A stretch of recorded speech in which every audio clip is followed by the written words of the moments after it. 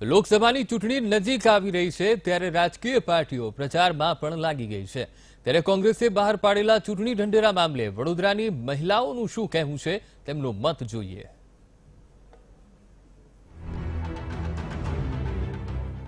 લોકસભાની ચૂંટણી માટે ફોર્મ ભરવાની પ્રક્રિયા શરૂ થઈ ગઈ છે। બંને પક્ષોએ પ્રચાર પણ શરૂ કરી દીધો છે।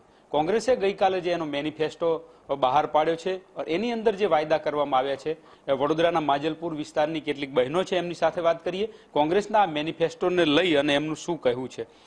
બેન આપની પાસે આવું પહેલા તો કાલે મેનિફેસ્ટો કોંગ્રેસનો આવ્યો છે અને ખાસ કરીને વાયદા કરે 370ની કલમ હટાવશું, જમ્મુ કાશ્મીરમાંથી લશ્કર હટાવી લેશું, શું કહો છો આને, કેવી રીતે જુઓ છો? આજે અત્યારે મેનિફેસ્ટો જે કર્યો છે રાહુલ ગાંધીએ એ સાવ ખોટો, એકદમ જ ખોટો છે। આવું કોઈ જ અર્થવ્યવસ્થા આવી રીતના કોઈ થાય નહીં અને આ બધા કાયદા હટાવવાથી એ શાંત પડી જવાનું છે એવું એને લાગતું હોય તો આ સચોટ જૂઠ છે અને આવા જૂઠા વાયદા કરવા નહીં રાહુલ ગાંધીએ, એટલું જ હું કહેવા માંગીશ। ખોટા વાયદા રાહુલ ગાંધીના છે એવું માનવું છે, શું કહો છો આપ? ખાસ કરીને રોજગારી આપશું લોકોને, 70,000 રૂપિયા વર્ષે આપશું, આવી પણ વાત કરી છે, આ શક્ય છે? ના, સદંતર ખોટું છે અને કરવું પણ ના જોઈએ। જે મહેનત કરીને તમે કહો એ જ સાચું છે। એને આટલા વર્ષમાં ખાલી વાયદાઓ કરવા અને આ રીતના દેશ ના ચલાવાય। કામ કરીને બતાવવું પડે એના માટે, જે મોદી સાહેબે કરી બતાવ્યું છે। મોદી સાહેબે જે કરીને બતાવ્યું છે એવા વાયદા હોવા જોઈએ, હકીકત ઠોસ લક્ષી કાર્યવાહી હોવી જોઈએ।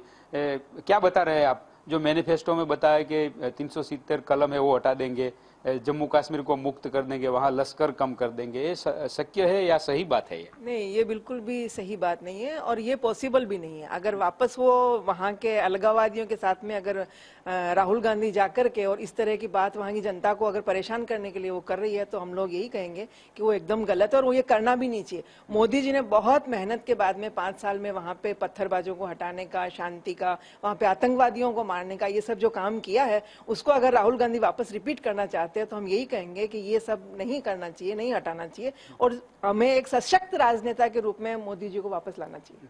सशक्त राजनेताની વાત છે। બેન શું કહો છો આપ? આવા જે વાયદા કરે છે રાહુલ ગાંધી, કેટલું શક્ય છે? આ વાયદા પૂરા થઈ શકે એવું લાગે છે આપને?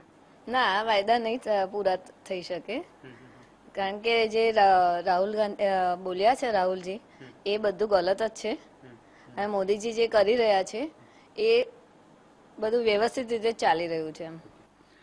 આપ એક ગૃહિણી તરીકે શું કહો છો? કારણ કે હવે ગરીબોને ઘરે બેઠા જ પૈસા મળી જશે એવી વ્યવસ્થા, ખેડૂતોના દેવા માફ કરવાની વાત કરી રહ્યા છે, આ શક્ય છે? આવું બધું થઈ શકે? શક્ય નથી અને એ પણ કરવું પણ ના જોઈએ કારણ કે એકલું ગાંધી પરિવારનું એમનું નામ છે એનાથી ટેલેન્ટ નથી હોતી। ટેલેન્ટ હોય તો એ આગળ આવે જ છે, બાકી એનાથી એ દેશ ના ચલાવી શકાય, દેશનું સુકાન ના સોંપાય એમને।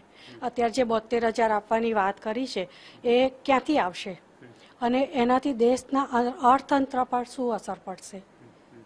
ઓકે, દેશના અર્થતંત્રની ચિંતા કર્યા વગર જ આજે 72,000 રૂપિયા આપવાની વાત છે એ પણ કરી રહ્યા છે। શું કહો છો બેન, રાહુલ ગાંધીના વાયદા લાગે છે કે સાચા પડી શકે, સત્તામાં આવે તો બધું કરી શકે? ના, રાહુલ ગાંધીએ જે વાયદા કર્યા છે એ સાચા નહીં થઈ શકે કેમ કે એટલા 72,000 રૂપિયા એટલા લાવશે ક્યાંથી?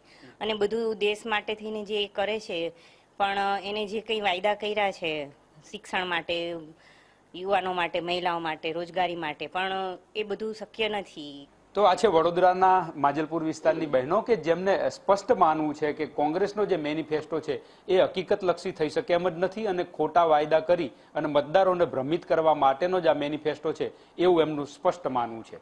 કેમેરામેન જયંતિ સોલંકી સાથે માનુ ચાવડા, વીટીવી ન્યૂઝ, વડોદરા।